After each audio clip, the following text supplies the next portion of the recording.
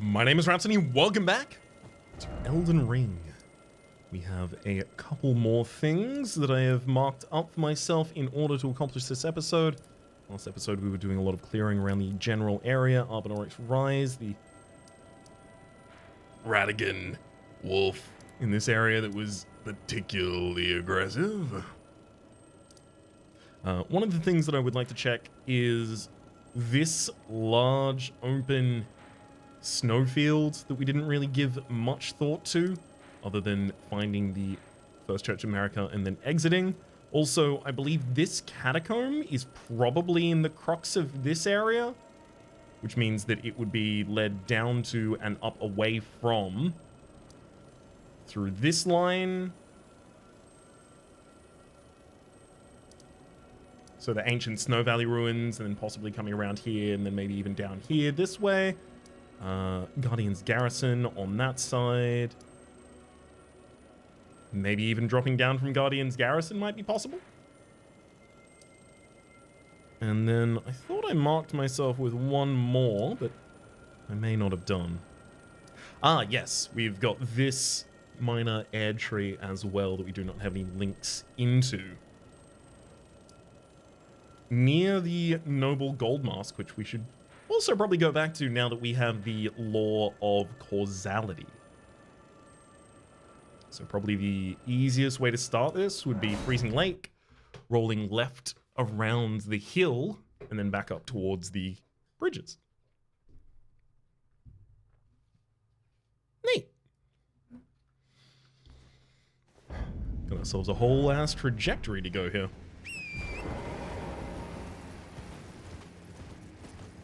And of course, without the blizzard in the area, there's going to be a lot more explorable. If only I could do that to the consecrated fields. Looks like that is a graveyard up there.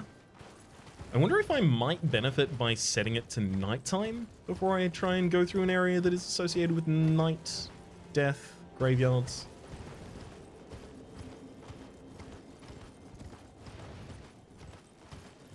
Seems it'll only cost me a short amount of time, but could give me a whole amount of souls. That's still a little bit off. I probably have the ability to take it though with 50,000 from these. 70,000, okay, well, that'll still get us there. Another point of strength, and I completely forget to pass the time. Actually do that until nightfall. And then also have a look at the alteration of Ronan's armor.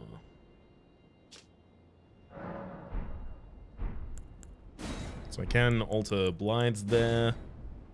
You can alter the Rotten Gravekeeper cloak all the way to just having cloak wrapped in bronze snakes. Just the snakes. Worn by gladiators who were driven from the Colosseum, the wearer becomes a slightly easier target for foes. Let's have a look at it.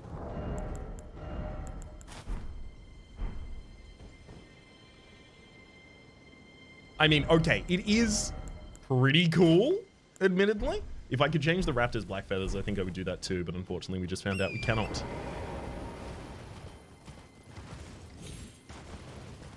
We'll see if I ever put Blythe's armor back on. Only if the situation calls for it, I think.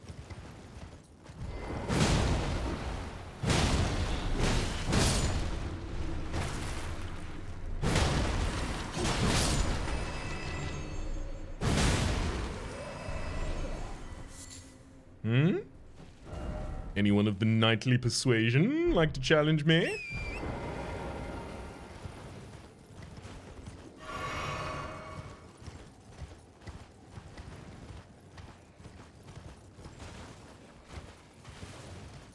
This is an arena we've fought in before as well.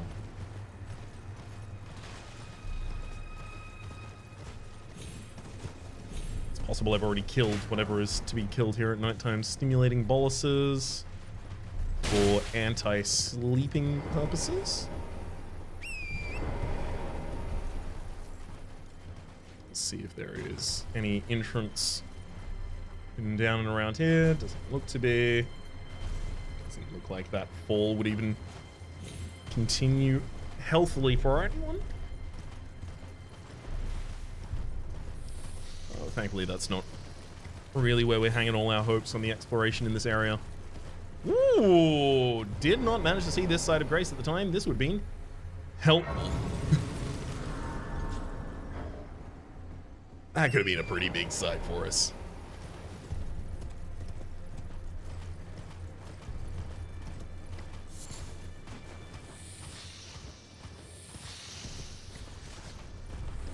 Easily a sight for sore arms. Okay, back up there. And then one of these already has the ability to go across, and that's the one to the air tree, so we'll follow that first. And the other will have Gold Mask and Corrin, which we will follow next.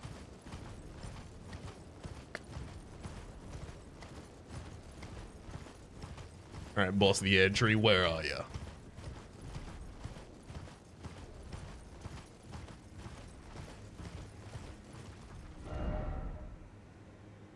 That whole open area looks like it's underexplored as well.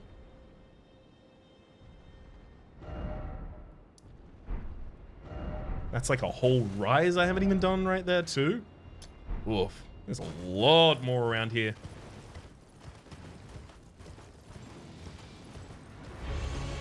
Ah! Erdtree Avatar arrives from on high.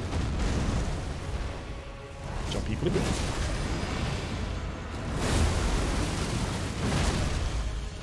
Another jumpy flippy, and that probably doesn't get the stun as it turns out. I was very surprised by that.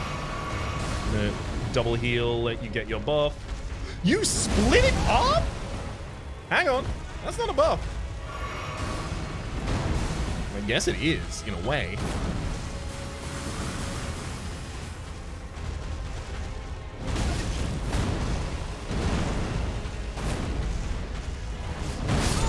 Yeah, that's my bad. I tried to initiate a ridiculously long attack against an enemy as they were about to kill me. Nothing in that seemed like a good idea. However, I think there is a huge amount we can do here. Let's go for some enhancement of jump attacks. I will make a Blood Boil Aromatic. We are looking to go in and, as soon as possible, dunk one of them out of existence. So in addition to that, I'm looking for fire. Flame Grease. Okay, so I'm going to have to craft some.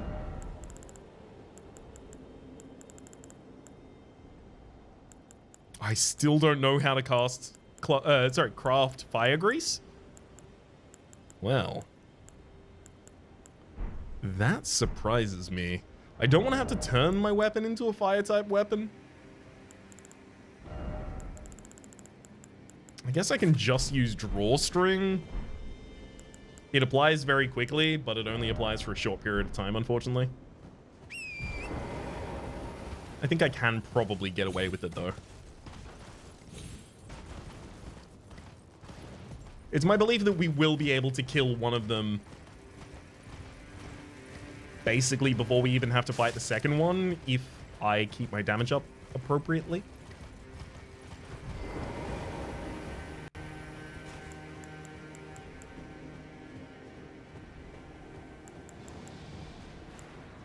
Pickled Turtleneck, Blood Boil Aromatic, Blood Flame Blade, and then we attack.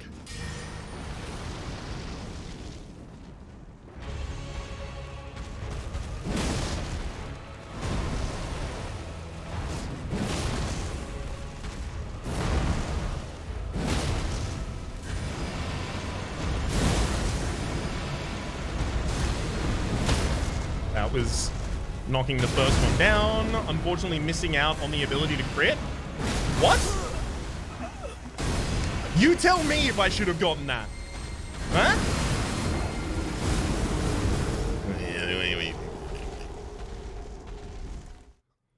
I absolutely should have given the crit for that, and that would have been them done and dusted. However, I feel like it's excellent proof that we do have this under control.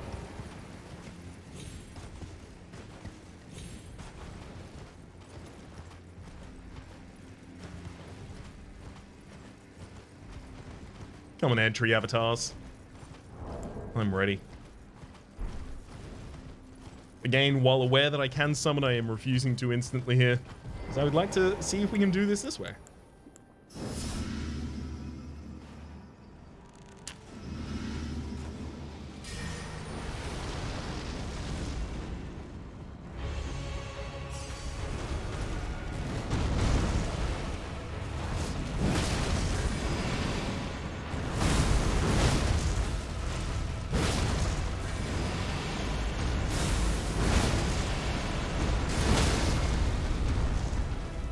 Okay, you are down. That's a crit.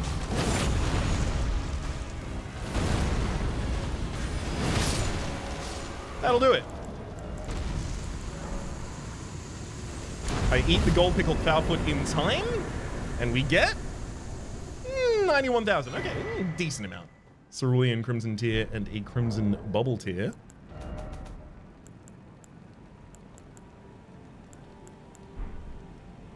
Crimson Bubble Tear. Okay, so it's not those. There's the Cerulean Crystal Tear, so if I want to restore all of my EP in a Mixed Physic, I can put both of my Cerulean Crystal Tears in there. Otherwise, we have Crimson Bubble Tear, restores HP when near death in Mixed Physic. Ah, the resulting concoction automatically heals 1 HP in the moment before death. However, the effect only occurs once and will expire after a certain duration.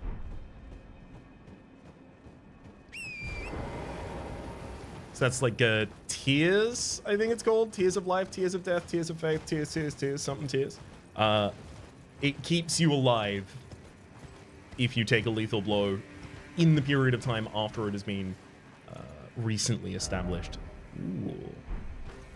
A lot more demi-human presence up here.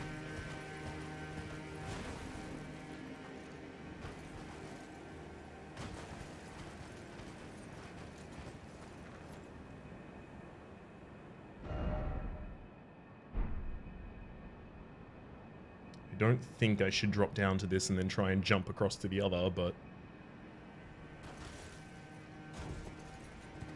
what if I am supposed to?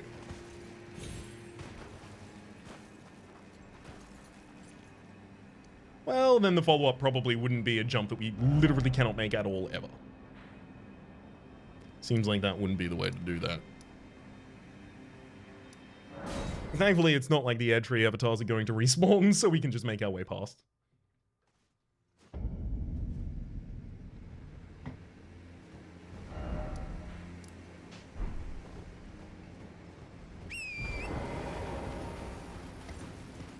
I wouldn't be surprised if there was a demi-human related ruin or catacomb over in that area. There's just a lot of demi-humans.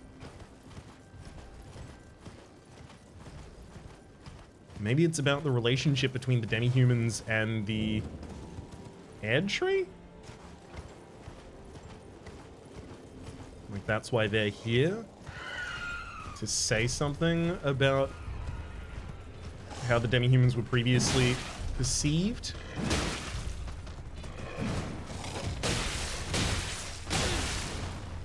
Because we know the demi-humans lived up here, that is to say on this mountain. We know that this is a canonical home for them. Can't remember what set gives us that information though.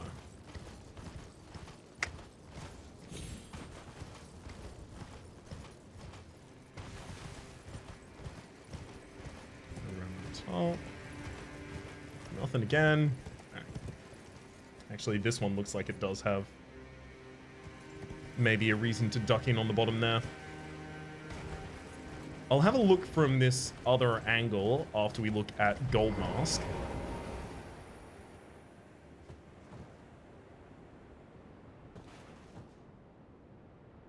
That little ledge there looks like it's only accessible if you come from one of the top sides towards it. But I just don't see why it would be a thing you would want to go towards. Ah, nice to see you. Do you need something else? That is a work of heresy. Its incantations bear no lineage from the Erd Tree. Very well. I'll take it off your hands. I cannot afford to maintain my innocence any longer. I must dirty my hands to test my faith, even if it offers only the most meager of hints. I will do whatever I can to help my master. Giant's Flame Take Thee hurls a massive ball of raging fire drawn directly from the power of the fire giants. There is no record of this incantation in common prayer books. Only a few select prelates know of its existence. Requires 30 faith and 2 slots. There's also flame fall upon them. Same information hurls several balls of fire at once. I'm going to buy both of those, as well as Radigan's Rings of Light, the Immutable Shield, Lord's Heal, and Lord's Aid. Effectively clearing out all of your stock. Do you need some? Corin has nothing else to say to us. Didn't imagine Goldmask was gonna be a particularly chatty fellow right there. Stargaze's Ruins, we already did that part as well. Okay.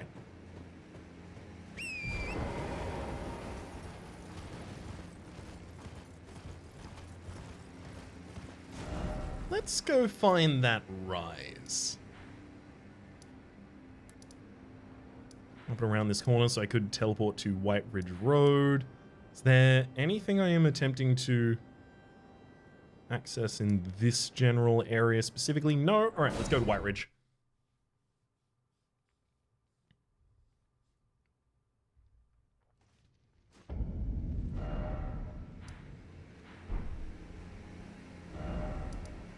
Guardian's Garrison, and that's the lead up to the Giant's Grave Post, sure. That out to Marika. I guess I do just travel north. Make it as simple as possible for myself.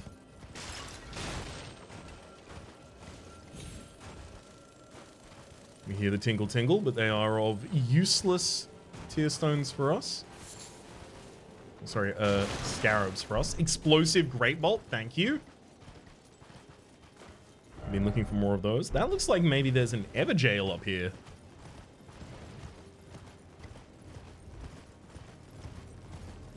Maybe buried almost entirely under snow. Lord Contender's Everjail. Lord Contender. So someone who is contending to become the Elden Lord. Someone themselves with a Lord's rune. I mean, I think I might actually just buff before this fight.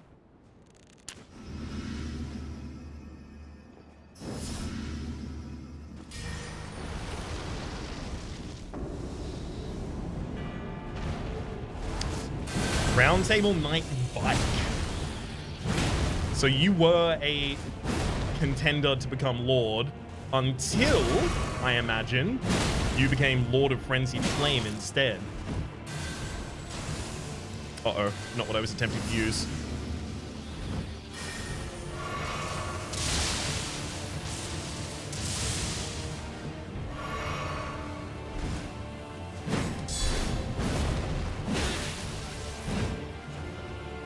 Sorry, bud.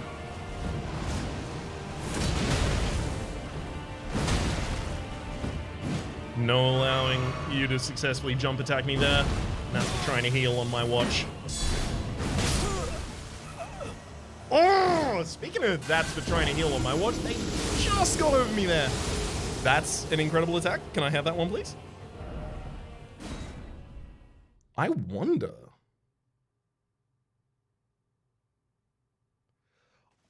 if Vyke might have been the hero soul that we found in... where did we find it? Ah, yes, here. We found a hero soul in Mogwin Dynasty area. I wonder if Vyke might have been that hero. Bearing that soul. Entirely within the confines of this kitchen.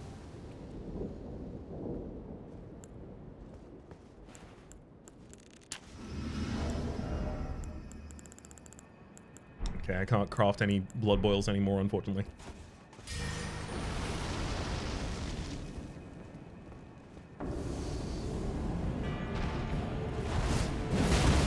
Oh, I love opening fights with that flattening.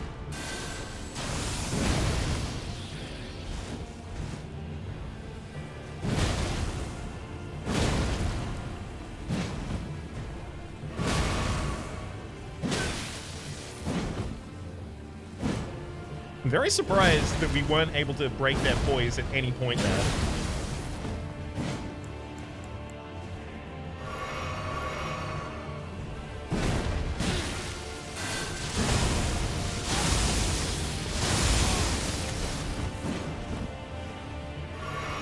Thank heck, you didn't have enough to kill me. And speaking of not enough to kill me,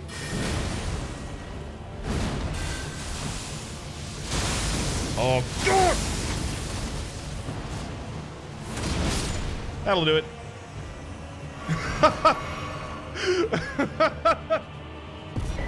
A decisive match, you see. Vyke's Dragon Bolt and the Fingerprint Helm Armor, Gauntlets, and Greaves. Oh. Let's have a look at that armor set here. Specifically by putting it on.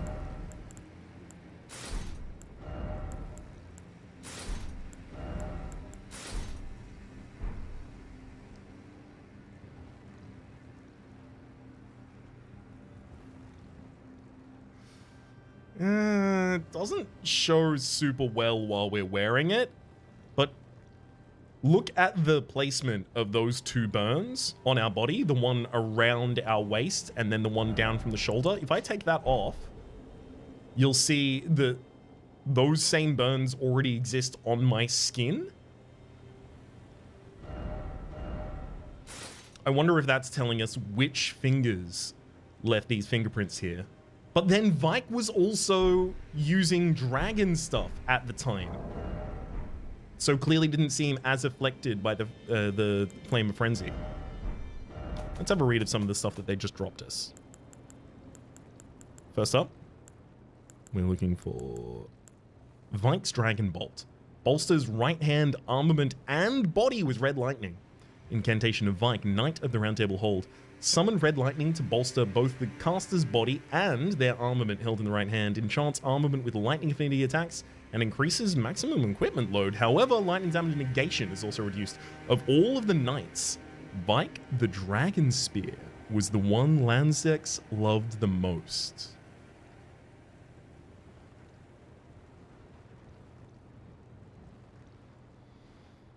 Interesting.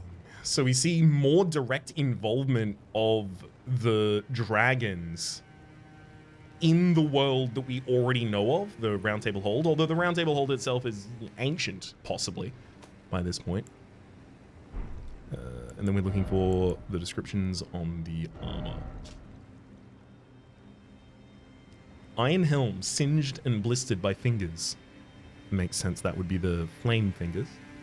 Worn by Vyke, Knight of the Roundtable Hold. No other tarnished was closer to the throne of Elden Lord than Vyke, but without announcement. Vyke traveled far below the capital and was scorched by the Flame of Frenzy. Did he make his choice for his maiden? Or did some other force lure him with suggestion? Same information given on his armor, and gauntlets, and greaves.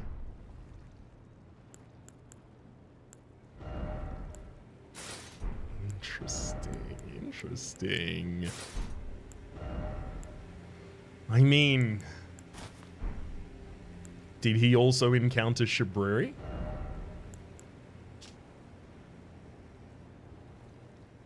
He clearly can't have encountered Shabriri in the form of Yora. Would have to have encountered Shabriri probably themselves. I know so little about Yora and so little about Shiburi that I feel like if I had more knowledge going in of the quest lines, I might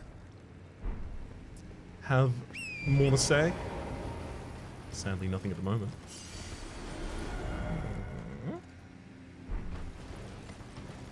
So there's the Everjail. That was going to be a side track for us. Turned into a whole track. I think that one up in the corner is okay, cool.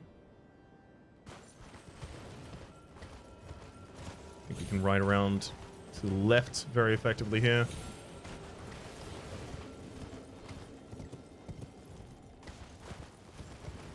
I will always happily take more smoldering butterflies.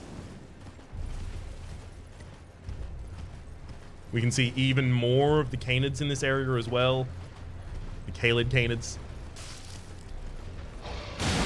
Gotta be something they're trying to stop me getting to, right?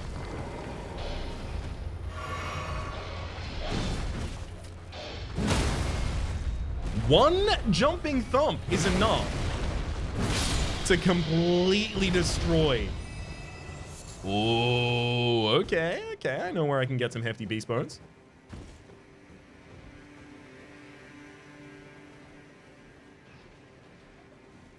You can even see this one kind of tearing near the wall. I wonder if there's a hole under that area.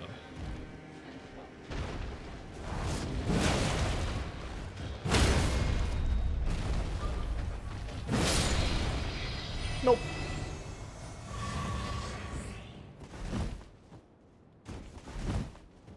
Ah, okay, so they were just in the environment. Is this to... Ah, to prevent someone from using this as the way they ascend. Ah, I see, I see, I see. Doesn't make a huge amount of sense to me, but I see nonetheless.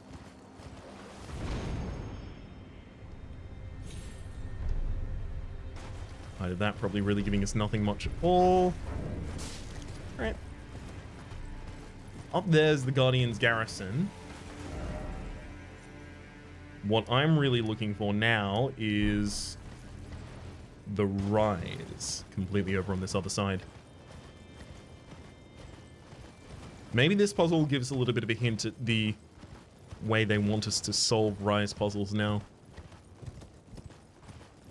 Because the closest I've come on the other one is I think there is an ash, a spectral ash that they want me to summon there, and I don't know which it is. I think it would be imps, but I don't know where I would get the imp ashes.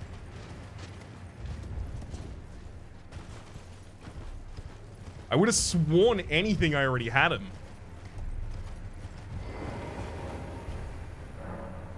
Falling snow marks something unseen.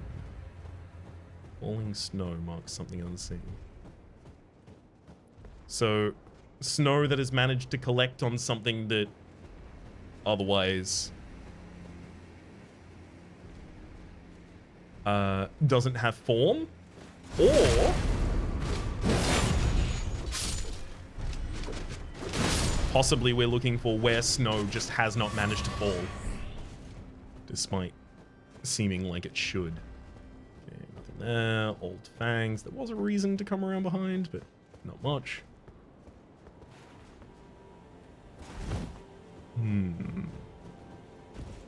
How wide open can the solution area for this be? Falling snow marks. Falling snow marks. Marks something hidden.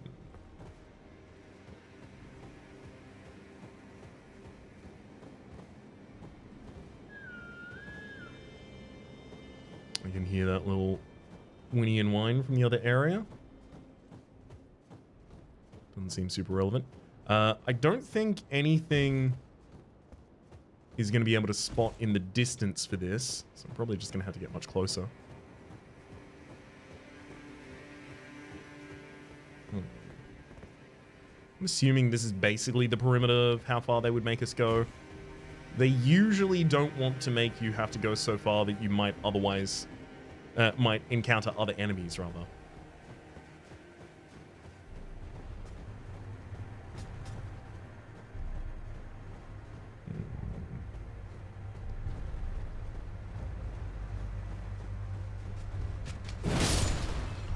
Just in case.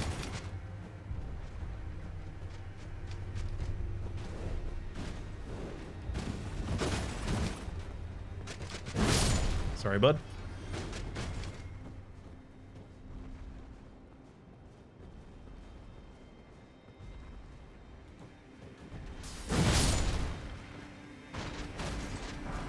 Seems like he was maybe trying to hold something in his hands there. And was destroyed for it. Also, what the heck is that? Guess a little sprig of the air tree that's still glowing. No, because it's way down. Because that seems like fire, almost. Maybe an area of frenzy. Frost giant down there too. No cave on the other side that would demand that we descend using that. Instead of possibly the descent available here. Back up and around to the other side of the rise. Before I determine that I don't know what they mean about the snow.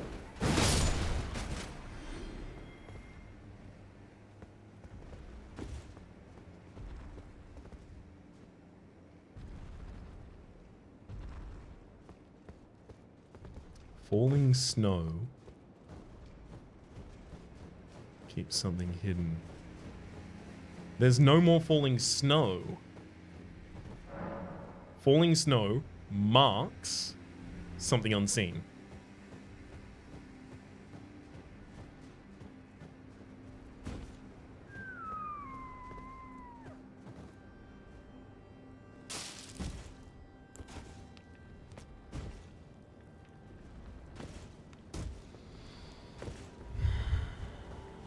Falling snow marks something unseen.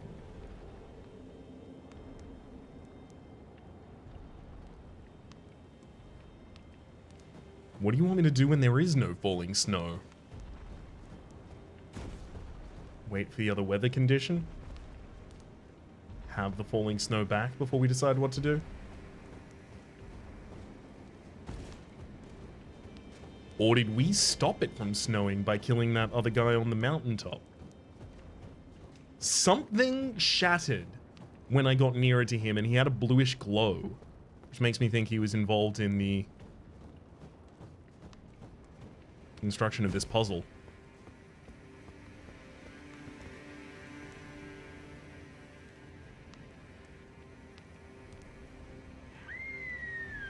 But even if that was the case, where would we follow up?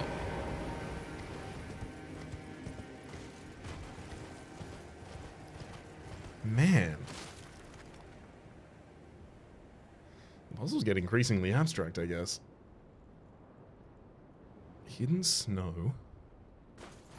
Falling snow marks something hidden. So for it to mark something, we're then thinking that there is an area of exclusion of where falling snow should be, but there's something hidden.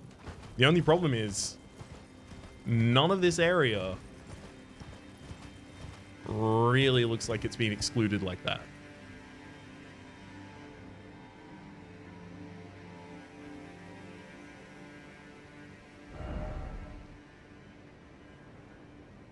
Unless the arena is larger. Unless they want me to look further. Please, don't let that be the solution. The further out we need to move, I guess under those, snow would not have fallen.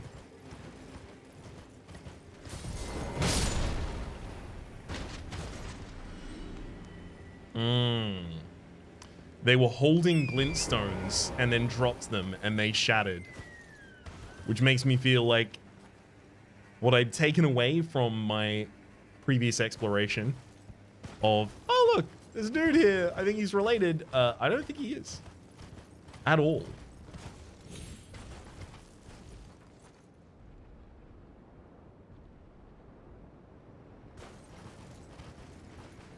Falling snow.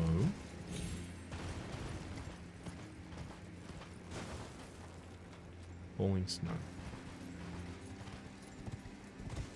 Another way that it could be interpreted is only in areas where there is falling snow should you consider that something is hidden.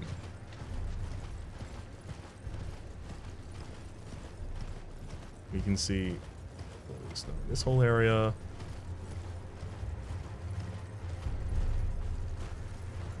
In this whole area. Not intending to get their aggro, but if that happens at the same time, it happens at the same time.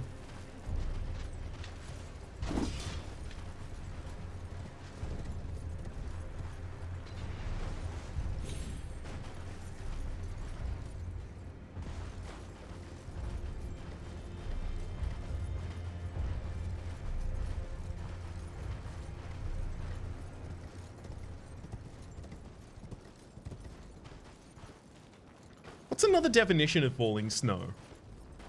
Like an avalanche? That's a kind of falling snow. Could they be referring to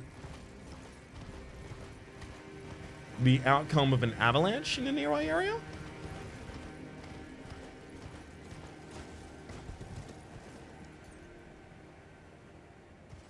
Because now this whole area is dropping snow constantly. So that makes me feel like I can't use that as a reliable weather condition for the solution here. Unless they want me to just wait until it's a snowy season again before continuing.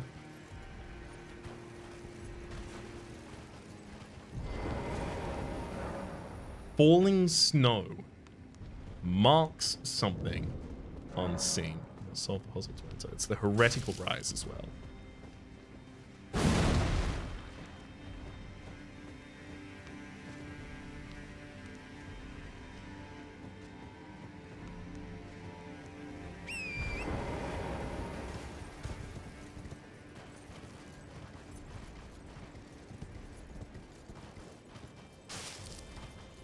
This area makes the most sense to me to explore.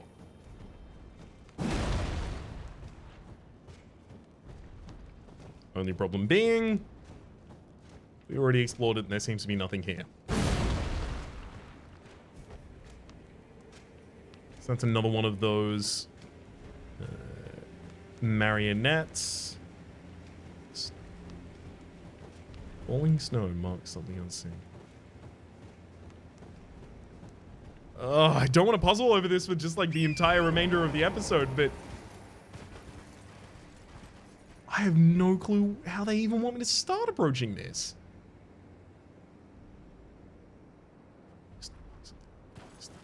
Falling snow. Mark something here. Falling snow.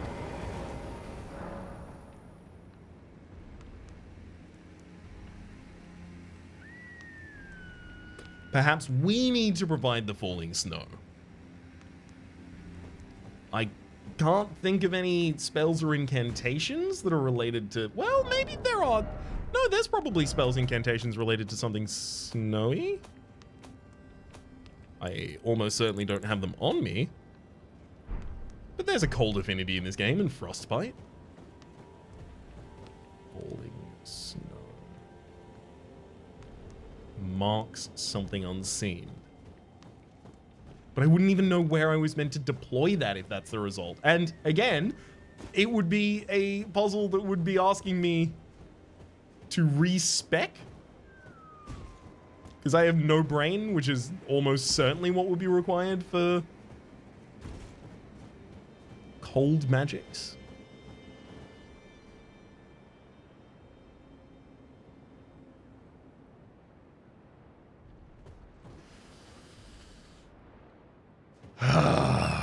Buddy. These end puzzles feel a little less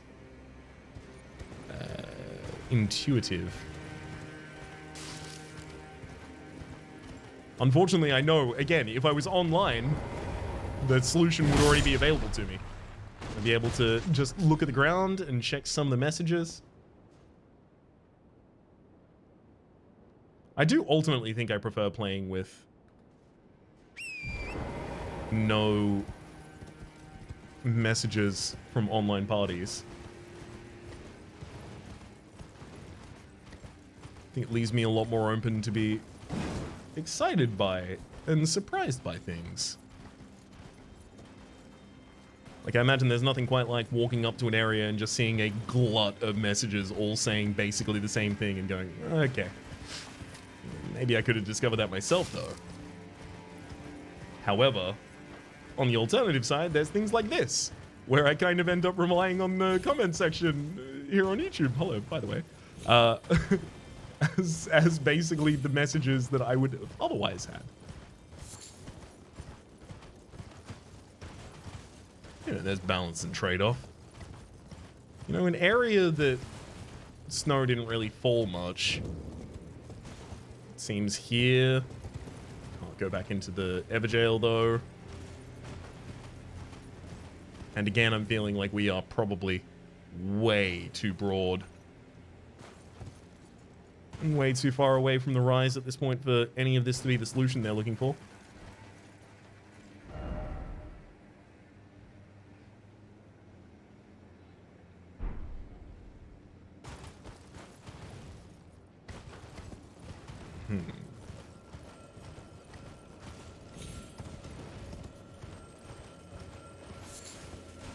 The whole area has falling snow.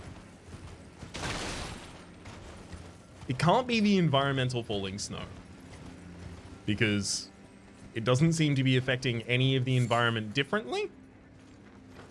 It doesn't seem to have an effect on any of these textures. It's not here all of the time, but it is always everywhere when it is present.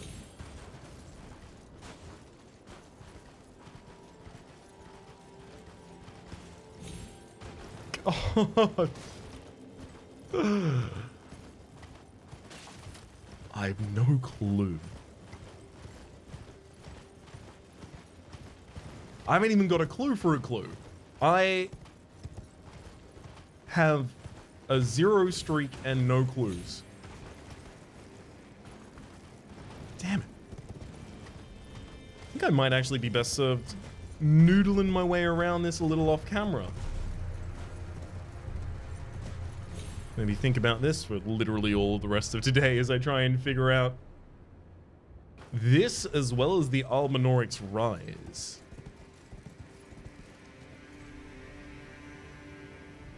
It does look like basically the only option I have. I think in fact this is going to be the shortest episode in the series, possibly by a margin, at 43 minutes. Because I'm gonna keep noodling my way through that one in between now and the next episode. Until then, though, my name is Rhapsody. The name of the game has been Elden Ring. Series playlist up in the top left. YouTube recommendation down below. Streaming past the names of the people so generously supporting the Republic on patreon.com/RhapsodyPlays. At or above the thank tier. And a special thanks this episode to Silly. Hopefully you all have been enjoying yourselves, and hopefully we'll see you all next time.